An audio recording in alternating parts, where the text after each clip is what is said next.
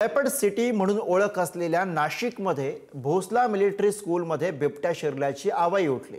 त्यामुळे भांबावलेल्या शाळा प्रशासनाने घाईघाईने शाळेला सुट्टी दिली। त्यानंतर सुरू झालं वन विभागाचं सर्च ऑपरेशन। या शोध मोहिमेमध्ये वेगळंच वास्तव समोर आलं। नाशिकमध्ये नेमकं काय घडलं बघूयात हा स्पेशल रिपोर्ट। नाशिकच्या मध्यवर्ती भागातील भोसला एज्युकेशन सोसायटीचा हा कॅम्पस। सोमवारी सकाळी याच कॅम्पसमध्ये बिबट्या निघाल्याची आवाई उठली। बिबट्या आला रे बिबट्या आला म्हणत संपूर्ण कॅम्पसमध्ये धावपळ उडाली।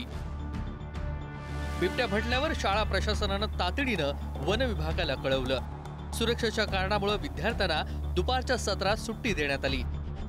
यानंतर वन विभागानं शाळा परिसरात तातडीनं शोधकार्य सुरू केलं। ट्रॅप कॅमेऱ्यापासून ड्रोन कॅमेऱ्यांची मदत घेण्यात आली। दिवसभर शोधकार्य सुरू होतं आणि कॅम्पसमध्ये झाडांची संख्या मोठ्या प्रमाणात असल्यानं बिबट्याला शोधण्यात अडचणी देखील आल्या। रात्रभर बिबट्याच्या शोधासाठी कॅमेऱ्यांच्या माध्यमातून पहारा देण्यात आला। ड्रोनच्या सहाय्याने पूर्ण परिसराची तपासणी केलेली आहे। त्याच पद्धतीने शाळा प्रशासनाची इतर परिसरात जे सीसीटीव्ही कॅमेरेज आहेत त्याचे फुटेज चेक करण्यासाठी आपले कर्मचारी गेलेले आहेत व या परिसरात एक 7 ते 8 ट्रॅप कॅमेरे आपण लावत आहोत। जर कुठेही त्या प्राण्याची मूवमेंट जर आपल्याला आढळून आली तर त्या पद्धतीने योग्य ती कार्यवाही आपण करूया।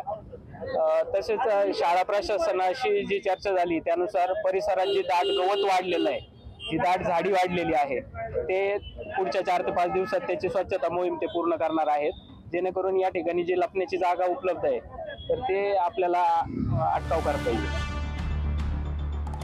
रात्रभर वन विभागानं सर्च ऑपरेशन केलं आणि सापडलं ते रान मांजर। ट्रॅप कॅमेऱ्यात रान मांजर असल्याचं आढळलं, मात्र खबरदारीचा उपाय म्हणून सलग दुसऱ्या दिवशीही बिबट्याच्या भीतीनं भोसला एज्युकेशन सोसायटीनं शाळेला सुट्टी देऊन टाकली। स्कूलमध्ये बिबट्या असल्याची चर्चा होती आणि त्या सगळ्या अनुषंगानं वन विभागाच्या माध्यमातून सर्च ऑपरेशन राबवण्यात आलेलं होतं। त्यामध्ये एक बाब स्पष्ट करण्यात आलेली आहे की बिबट्या नसून रानमांजर असल्याचं त्यामध्ये स्पष्ट झालेलं आहे।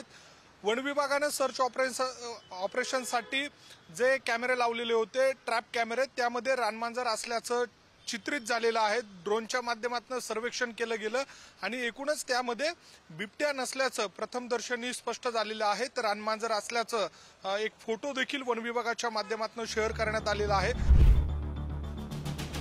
गेल्या 4 दिवसांपूर्वी नाशिकमध्ये याच भोसला एज्युकेशन सोसायटीच्या बाजूला बिबट्यानं दर्शन दिलं होतं।